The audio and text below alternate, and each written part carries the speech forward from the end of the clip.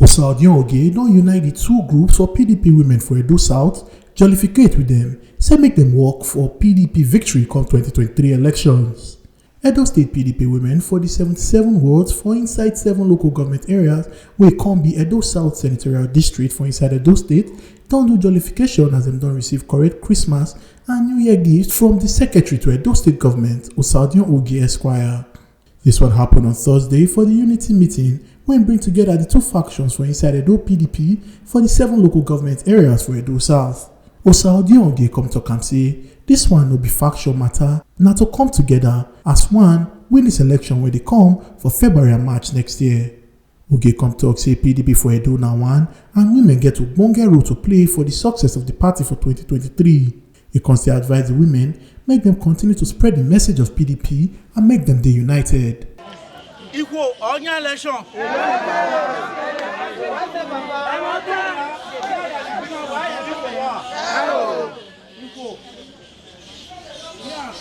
They stand by it. Yes, so. PDP, my daughter, you know, Baba. Because PDP, Opa Maya.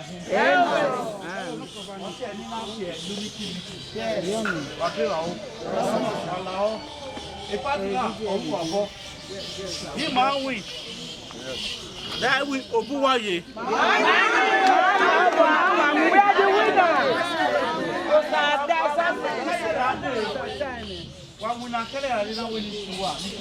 Where's this? Mama mi wa.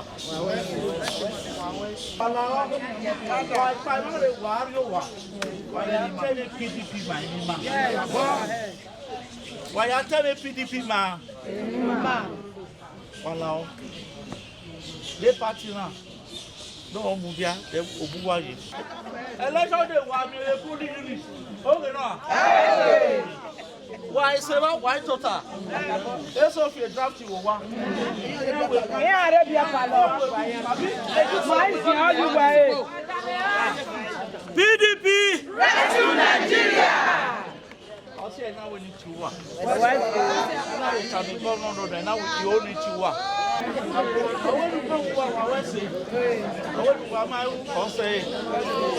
I want to go my or say. Here I have to work. You work with we whatever. Mami ewe wa ya tota kubena. Emma verio. Ala ori ma wa ro. Ana owu ni ana election eyi lowo. PDP. Rescue Nigeria. Wanyata women leaders. Ore wo. Women leaders etia. Why leaders why I don't even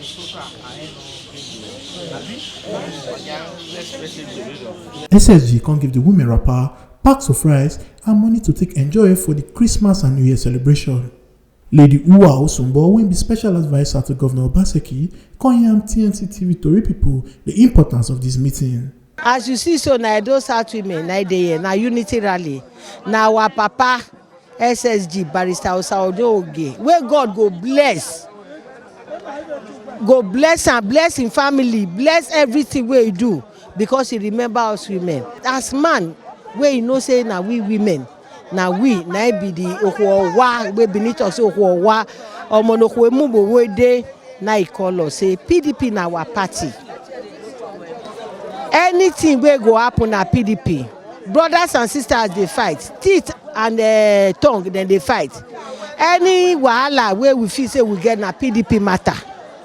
Waiting important be make all of us come together on that election day. Make we go vote umbrella. All PDP candidates now our candidate, whether legacy or PDP, all of them now our candidate na PDP candidate. The bottom line be make we go fight for outside. Bring come house first. Then when we reach house, we go concert to ourselves as family. Different women wey belong to the two groups come chook mouth say belle sweet them well as SSG take remember them and constantly talk say them tanda well for PDP to win the general election for next year. It is sweet us well because with the season of Christmas, so it be celebration and giving time. We really appreciate the fact say our SSG, Secretary to the State Government, recognize women, especially from Edo South. He can't say, we come take rapper, we come take rice, come take many things where they follow on. Because he believes, say, anything where women they do, that they do and well. And he believes so much in women. And because say with the first general election, and he recognize women, we will still let them know, say, everything we will do to support the election from the federal level to the state level, we will do our best by the grace of God. See this party, I think we go forward and not backward. By the grace of Almighty, our leader, Ogie, giving us food today, we enjoy it by the grace of Almighty. We women leader, we're ready to do everything by the grace of God. We will not go back. We are forward ever, backward never. We happy for waiting our daddy do for us. Our daddy, anywhere we go reach, we go the present, they go. God go help her. As God go help her, that's so go help her for this politics when he day. God, all the picking, all the people, that's what God go do for them. As they do for us, we women leaders, NGA, world women leaders, as they do for us, we are praising. God go help her. Do more. Do well for our body. He try for us. Anytime, any day, the man they try. May God help her. May God provide for her. Party members went tanda with Osarodion Ogie Esquire for this jollification na Honorable Matthew Idoyekeme, Lady Uwa Osumbo, Honorable Umosede Igbenedion, Sonny Agwebo, and some government officials for Edo State. Omo Aluke Achakaye, TMC TV News. Make una remember, say your PVC na be your power. No say I'm giving a politician on election day.